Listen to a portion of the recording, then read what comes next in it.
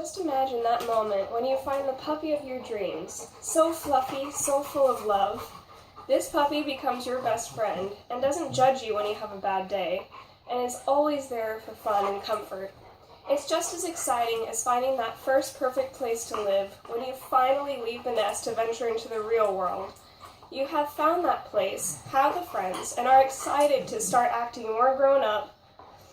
The only problem, your adorable little fuzzball can't join you because of their breed.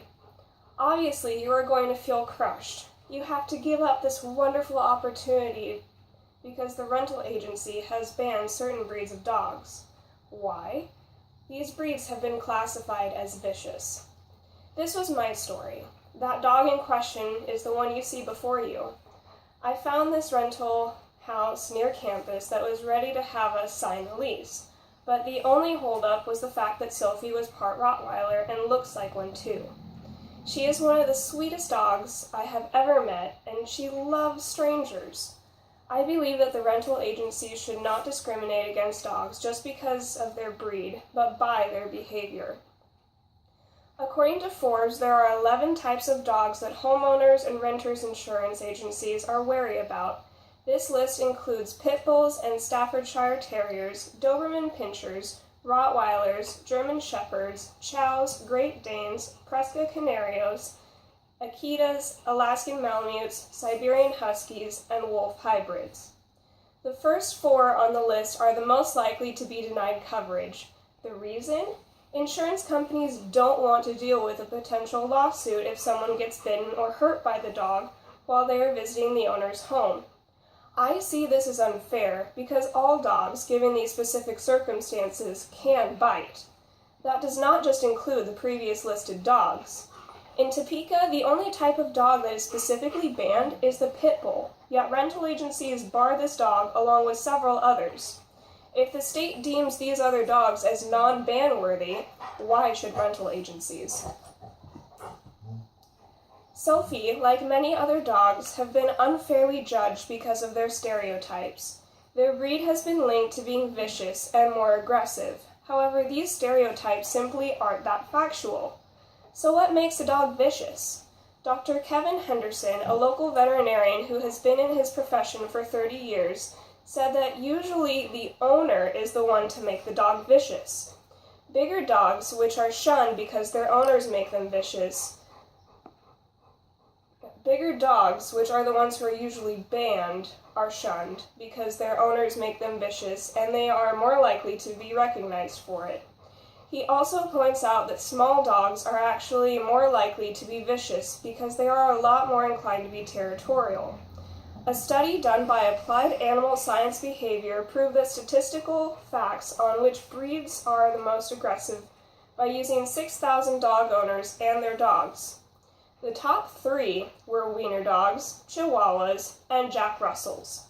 Breeds that scored below average on the aggression study were Pit Bulls, Rottweilers, Basset Hounds, Golden Retrievers, Labradors, Siberian Huskies, and Greyhounds.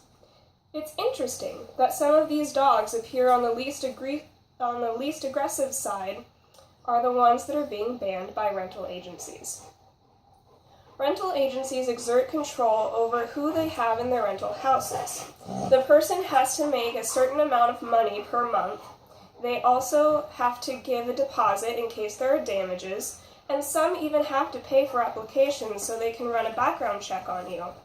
I agree with them. I wouldn't want to have a 3-time felon who can't pay rent damage the house beyond conventional repair.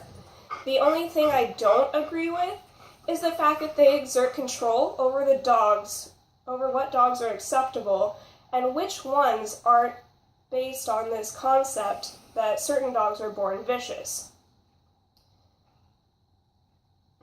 When Cesar Millan, the famous dog whisperer, came to America from Mexico, he realized that dogs were being treated vastly different here. He realized that dogs were not behaving poorly because of their genetics, but because of the energy the owners were giving off towards the dog. That's one more link that points to owners being in control of their dog's personality. Milan's motto, to train people and rehabilitate dogs, has been a huge success. I think rental agencies should look past this discriminatory line of vicious breeds and non-vicious breeds and look more closely at the relationship between owners and pets. If Milan could tell that a dog was behaving poorly because of the owner before even sitting down on the couch to meet with the owner and pet, I'm sure that other humans could be just as perceptive if given 30 minutes with both dog and owner. I want rental agencies to become more aware that these so-called vicious dogs aren't always vicious and are our best friends. While the fact that all dogs can bite given the specific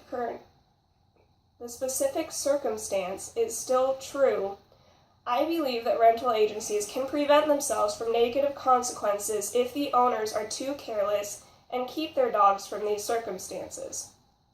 There are two things that rental agencies can and should do to keep everyone happy and bite-free. First, they can spend a little extra time meeting with the pet owners and their pets to see how these pets behave with strangers and with their owners.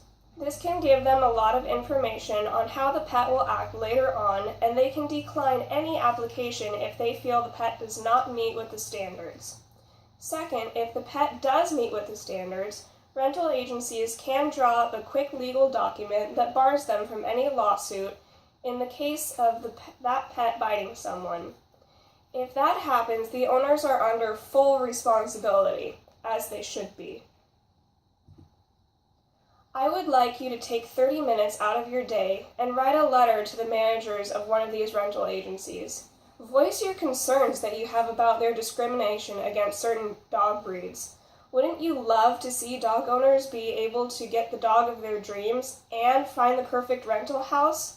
After an extensive search and a owner-pet meet with my landlord, I finally did. Turns out, despite Sophie being a Rottweiler, she's like many other misunderstood dogs.